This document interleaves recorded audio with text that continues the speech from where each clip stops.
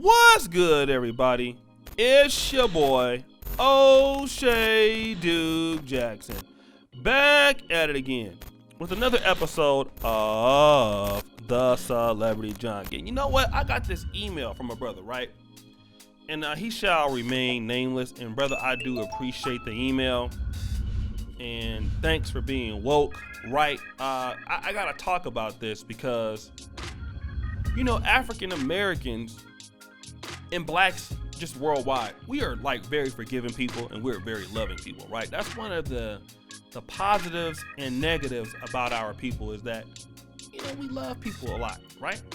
And a lot of times we allow people to get close to us that do have our best interests in heart, but then at the same time we allow people to take our interests that don't have our best interests at heart, right?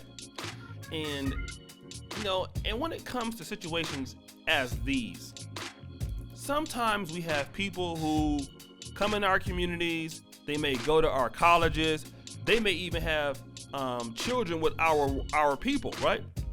Could be even married to our people, but they don't respect us.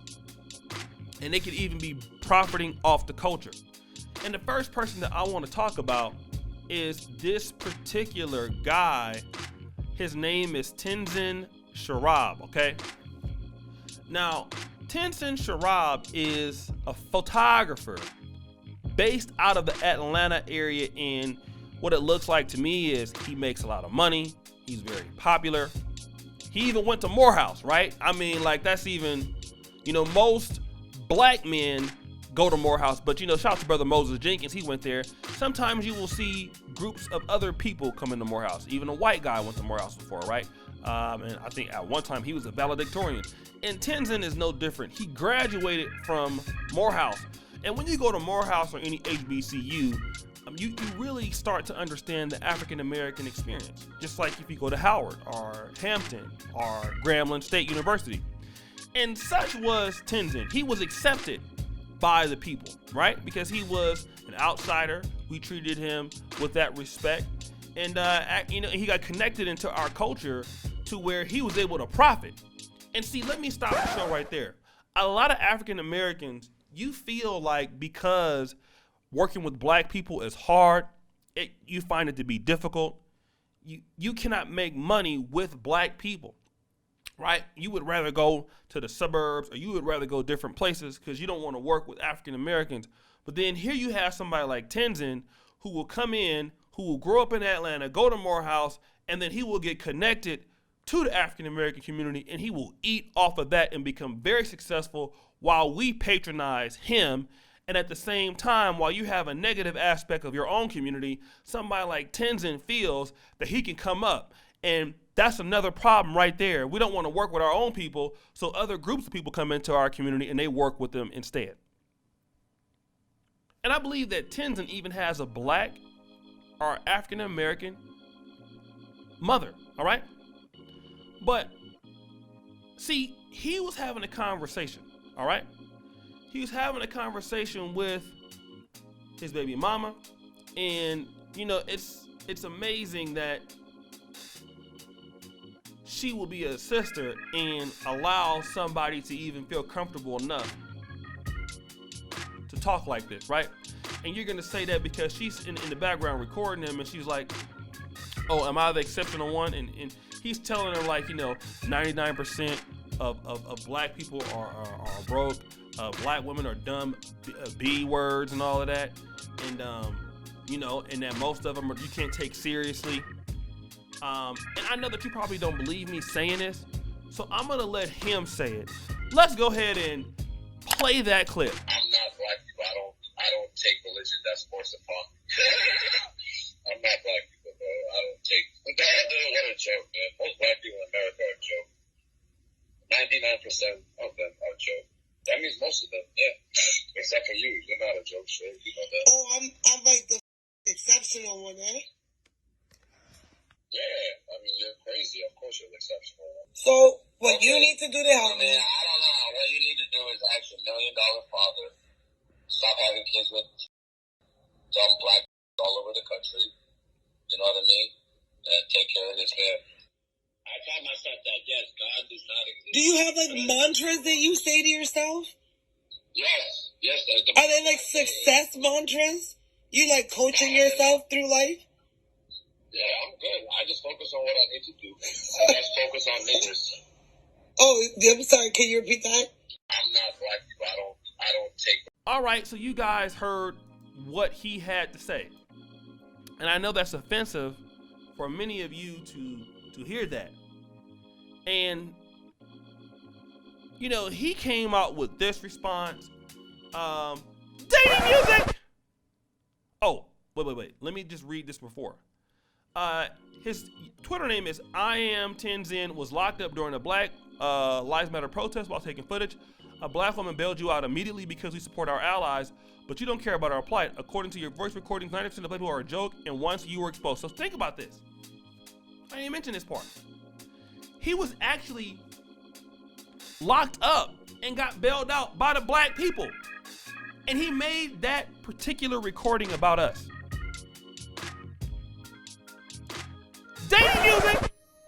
You guys may have already heard an illegal recording between my son's mother and I. Nothing that was said on that tape is excusable, but I know who I am. My son's mother and I have had our issues in the past that we are working on to this day. What you heard was at the full recording, and I understand how I sound, so I want to clear the air. Contact me if you want to talk about the recording. I'll tell you what, you can come on my show, planetoshay@gmail.com, and talk about this. Now, he does all type of stuff with the black community. HBCU tours, all of that. But see, we got to understand where this comes from, right? See, you think because people march with you, people support you, that people take you seriously. And see, we don't know how many of them do and don't, but I can tell you that some don't. And this sister right here says, shout out to V Queen. Dating music! We have to stop allowing outsiders into our space. Lana says, dating music! Black people need to start gatekeeping like everyone else. Simple. You understand that? Look at what Miguel says. Dating music? Oh, hell no. So we see how you truly feel. There were people rocking with you unknowingly how you truly feel about them. That was wild. And I know black people who know him. And listen, Brother Brody says this. Can't believe I considered this man a homie. And see, let this be a lesson to some people out there who are thinking that, you know, people have our backs and stuff. I can say this. You know, in the black community, we have what I consider, all right, people who like blacks on an individual basis. And let me just talk about this, right? Because when we go and marry white people or Hispanic people, we don't hate them, okay? When a black person marries outside the race, they typically accept the cultures that the person's coming from, provided, you know, that person's not from the hood or anything like that. But we don't hate their people.